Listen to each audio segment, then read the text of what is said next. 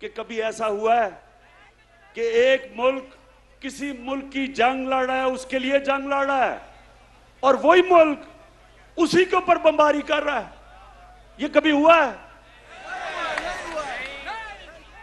और सवाल ये है कि ये दो डाकुओं ने क्यों नहीं उनसे पूछा, क्यों नहीं उनको कहा कि जब गांव के अंदर और हमारे कबायली इलाके पे जब ड्रोन अटैक यानी बम फटता था तो बच्चे बेकसूर लोग मारे जाते थे। जब ड्रोन अटैक एक घर पे फटता है तो लोगों के गोश्त के टुकड़े दीवारों पे होते हैं। इनको कोई शर्म नहीं आई कि हमारे पाकिस्तानी मर रहे थे? बाहर से हमारा ही दोस्त जिसके लिए हम जंग लड़ रहे हैं वही आके यहां ड्रोन अटैक कर रहा था। क्यों ये दोनों बोल नहीं रहे थे? क्यों नहीं बोल रहे थे?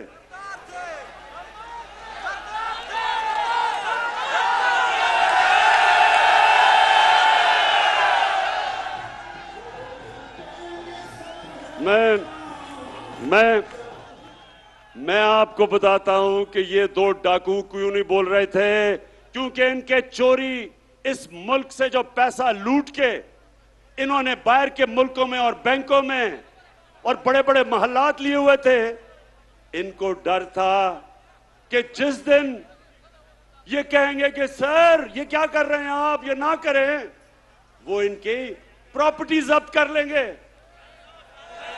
आज रूसियों की जो उनकी मगरब में असासे हैं वो जब्त कर रहे हैं। इनको भी वही डर लगा हुआ था। तो ये पैसे के बुत की पूजा करने वाले चुप करके तमाशा देखते रहे और हमारे लोगों का खून होता रहा। बेकसूर लोग बेचारे कबायली इलाके में उनके बच्चे मरे, और वो जिसके खानदान में लोग मरते थे वो हमारे खिलाफ हमले करते थे, बदला हमारे पे लेते थे, क्योंकि उनको पता था कि हमारी इजाजत से ये ड्रोन अटैक्स अपने मुल्क पे हो रहे हैं। आप बताएं, जब से इमरान खान वजीर आजम बना कोई ड्रोन अटैक हुआ है?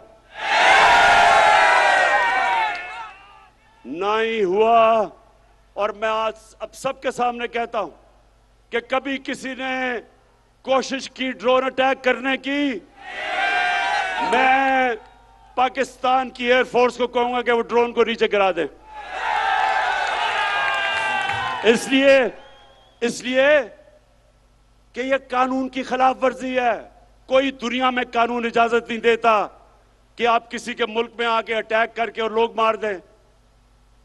अंग्रेजी में कहते हैं जज, ज्यूरी, एक्सिक्यूशनर। ये किसी कानून के अंदर नहीं है, ये जंगल के कानून के अंदर है।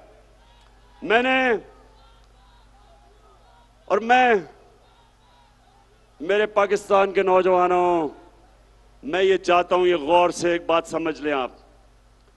कभी भी कोई कौम अजीम कौम नहीं बनी जो दूसरों के सामने झुकती है। सिर्फ खुददार कौमें अजीम कौम बनती हैं। जो किसी से भीख मांग के गुजारा करती है कौम, वो ऐसे ही है जैसे कि अगर मैं वसाखिया पकड़ लूं, अपनी टांगों पे जोर ना डालूं, मेरी टांगें कमजोर हो जाएंगी। इसी तरह मुल्क कमजोर हो जाते हैं जो अपने पैर पे नहीं खड़े होते। हम कोई किसी से दुश्मनी नहीं चाहते, हम सबसे दोस्ती चाहते हैं। हमारी रूस से भी दोस्ती है, हमारी अमेरिका से भी दोस्ती है, हमारी चाइना से भी दोस्ती है, यूरोप से भी है। हम किसी कैंप में नहीं हैं, लेकिन क्योंकि हम न्यूट्रल हैं, इंशाल्लाह हम उन मुल्कों के साथ मिलकर एक दिन कोशिश करेंगे कि जो यूक्रेन में जंग है ये बंद हो। इससे बहुत दुनिया को नुकसान हो रहा है। इससे तेल की कीमतें आसमानों पे चली गई, गंदम की कीमतें आसमानों में, गैस की कीमत उधर पहुंच गई है कि ये यूरोप जैसे मुल्क, बर्तानिया जैसे मुल्क में इस वक्त लोगों को मुश्किल पड़ी हुई है। तो इसलिए हम जंग में किसी का साथ नहीं देंगे, अमन में सबका साथ देंगे। कि कभी हमने पाकिस्तान को कभी किसी की गुलामी नहीं करने देना। और मेरे एमएलसी के लोगों और जो पाकिस्तान के लोग टीवी पे ये देख रहे हैं, ये सुन लो, ना आज तक इमरान खान किसी के सामने झुका है, और इंशाअल्लाह जब तक मेरे में खून है, मैं अपनी कौम को किसी के सामने झुकने नहीं दूंगा। अभी ये जरा सुने, यूरोपियन यूनियन के एम्बेसडर ने खत लिखा पाकिस्तान को कि आप रूस के खिलाफ उसके मुखालिफ स्टेटमेंट दें, उसके खिलाफ वोट दें। मैं ये यूरोपियन यूनियन के एम्बेसडर से पूछता हूं कि क्या आपने हिंदुस्तान को भी ये खत लिखा था? क्योंकि मैं अपनी कौम को याद करवाना चाहता हूं कि ये वो पाकिस्तान था जिसने ये नेटो की मदद की, जो वॉर ऑन टेरर थी, हमने उनका साथ दिया। मैं कभी ना साथ देता, मैं अपनी मुल्क को बाहर रखता उस जंग से, लेकिन उस वक्त का जो सरबराह था उन्होंने उनका साथ दिया। क्या मिला पाकिस्तान को? 80,000 पाकिस्तानियों की जानें गई, हमारा कबायली इलाका उजड़ गया, 35 लाख लोगों ने नकल मकानी की, हमारे मुल्क को 100 अरब डॉलर से ज्यादा नुकसान हुआ। तो क्या मैं अपने यूरोपियन यूनियन के एम्बेसडर से पूछता हूं कि आपने क्या हमारा शुक्रिया अदा किया? क्या आपने कहा कि हां आपने हमारी मदद की थी, हमारी जंग में आपने हमें अप्रिशिएट किया? सारे नेटो के मिला के 10% भी लोग नहीं थे जो इस जंग में मरे। हमारे मुकाबले में जो 80,000 पाकिस्तानियों की कुर्बानी दी गई।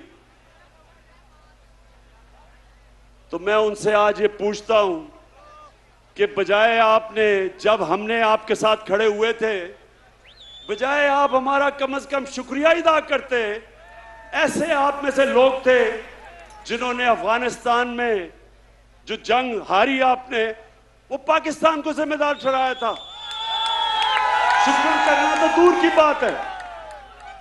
और दूसरा, जब कश्मीर में हिंदुस्तान ने इंटरनेशनल कानून तोड़ा, यूनाइटेड नेशंस की सिक्योरिटी काउंसिल की रेजोल्यूशंस की खिलाफ वर्जी करते हुए जो कश्मीर का स्टेटस खत्म किया, क्या आप में से किसी ने हिंदुस्तान से कोई राब्ता तोड़ा, कोई उनकी तनकीद की, कोई तिजारत बंद की?